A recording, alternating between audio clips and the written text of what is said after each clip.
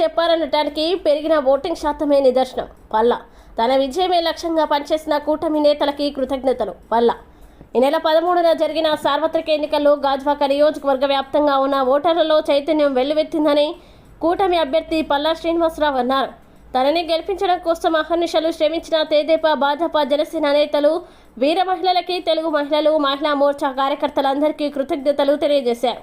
ఈ మేరకు గాజువాక క్లబ్లో బుధవారం జనసేన పీఏసీ సభ్యుడు కోన తాతారావు, భాజపా కన్వీనర్ కరణంరెడ్డి నరసింహారావుతో కలిసి ఆయన మీడియా సమావేశంలో మాట్లాడారు. సుమారు 57 రోజులుగా అలుపెరగకుండా పనిచేసి కూటమి విజయం కోసం పడిన శ్రమకి ఫలితం త్వరలోనే రానుందని చెప్పారు. సంక్షేమం పేరుతో బటన్ నొక్కుతూ, పనుల పేరుతో సామాన్యుల గొంతు నొక్కిన జగన్మోహన్ రెడ్డికి ఈ ఎన్నికల్లో ప్రజలు వ్యతిరేక ఓటు వేశారన్నారు. రానున్న ఫలితాల్లో వైసీపీ చాపట్టు చుట్టేస్తుందని అన్నారు. రాష్ట్ర పునర్నిర్మాణం కోసం యువత పడిన తాపత్రయం ఎన్నికల్లో కనిపించిందని తెలిపారు. ఏనాడు లేని విధంగా ఈసారి ప్రతి ఒక్కరిలో కసి కొట్టొచ్చినట్లు కనిపించిందన్నారు. మండుటెండని సైతం లెక్క చేయకుండా క్యూలో నిల్చొని పొద్దుపోయినా సరే ఓటు వేయాలన్న దృఢ సంకల్పం అందరిలో కనిపించిందన్నారు. ప్రజలు తిరగబడితే ఎలా ఉంటుందో తెనాలిలో జరిగిన ఘటనే రుజువు చేస్తుందన్నారు. ఎన్నికల్లో అక్కడక్కడ చిన్న చిన్న పొరపాట్లు తలెత్తినా వాటిని సరిచేసుకొని అందరినీ కలుపుకొని ముందుకు వెళ్తానని చెప్పారు.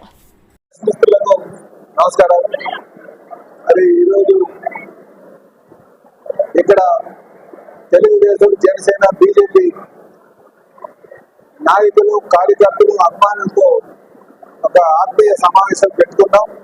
ముఖ్యంగా గడిచిన 57 రోజులుగా అలుపెరగినటువంటి పోరాటం చేసి ఎలాగైనా సరే ఉమ్మడి కూటమిని అధికారులు తేవాలని ఆర్మిస్లో కష్టపడినటువంటి నాయకులకు, కార్యకర్తలు అందరికీ కూడా ధన్యవాదాలు తెలియజేద్దామనే ఉద్దేశంతో ఇక్కడ మరి గాజువాక క్లబ్ లో ఈ బ్రేక్ఫాస్ట్ మీటింగ్ పెట్టుకోవడం జరిగిందండి. నేను ఈ సందర్భంగా మరి తెలుగుదేశం, జనసేన, బీజేపీ కూటమి నాయకులందరికీ కూడా నేను పేరు పేరున నేను నమస్కారాలు తెలియజేసుకున్నాను, ధన్యవాదాలు తెలియజేస్తున్నాను. ముఖ్యంగా మరి కోన తాతారావు గారికి, అలాగే కరణంరెడ్డి నరసింహారావు గారికి, అలాగే స్టేట్ బాడీ మెంబర్స్, అన్ని పార్టీల స్టేట్ కార్పొరేటర్స్ కి, స్టేట్ బాడీ మెంబర్స్ కి, జిల్లా బాడీ మెంబర్స్ కి, వార్డ్ ఇన్ఛార్జ్ సెక్రటరీస్ కి, బూత్ ఇన్ఛార్జెస్ కి, అన్ని పార్టీకి సంబంధించిన అమ్మాయిలందరికీ కూడా ప్రత్యేకంగా నేను ధన్యవాదాలు తెలియజేస్తున్నాం. ఈరోజు మాకు చాలా సంతోషంగా ఉంది, ఎందుకంటే ఖచ్చితంగా విజయం సాధిస్తామన్న నమ్మకం ఉంది.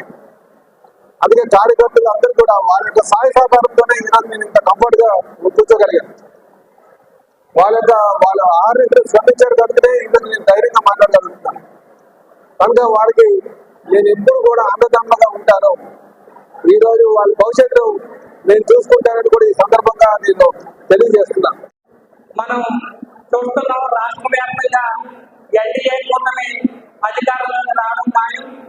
అదేవిధంగా గాజువాక అసెంబ్లీ నియోజకవర్గంలో మన టీడీపీ, జనసేన, బీజేపీ ఉమ్మడి అభ్యర్థి శ్రీ పల్లా శ్రీనివాసరావు గారు అత్యధిక మెజారిటీతో గెలవబోతున్నారు.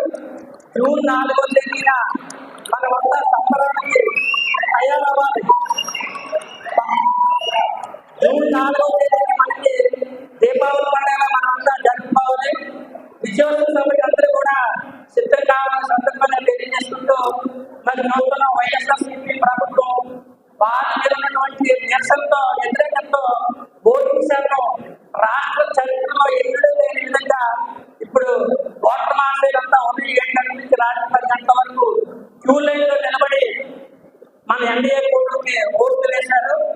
మరి గౌరవ కాబోయే ఎమ్మెల్యే గారు పల్లా శ్రీనివాసరావు గారు 2 నెలలు 57 రోజుల పాటు మరి ఉదయం 6 గంటల నుంచి రాత్రి 10-11 గంటల వరకు ప్రజల మధ్య కష్టపడి ప్రజల సమస్యలన్నీ కూడా ఆయన మంచి అవగాహన ఉంది కాబట్టి హామీలు ఇచ్చారు. వారు అన్ని కూడా పరిశీలించడానికి మనకి మంచి రోజులు రాబోతున్నాయి. మరి ఈ 57 రోజులు ధన్యవాదాలు తెలియజేస్తున్నాను. నమస్కారం. తాతారావు గారు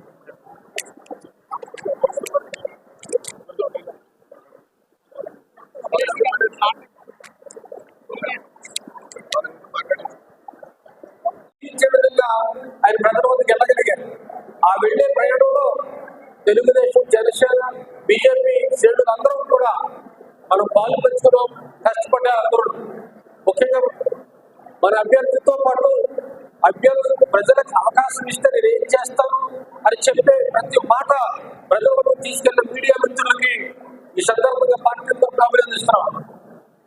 మనం ఈ మధ్య రోజులు మన అభ్యర్థి గెలవబోతున్నారు పల్లా శ్రీనివాస్ గారు, మన ఎంపీ అభ్యర్థి భర్త గారు. ఈ రాష్ట్రంలో మన కూటమి ప్రభుత్వం త్వరలో రాబోతుంది. మనందరికీ మంచి జరుగుతుంది.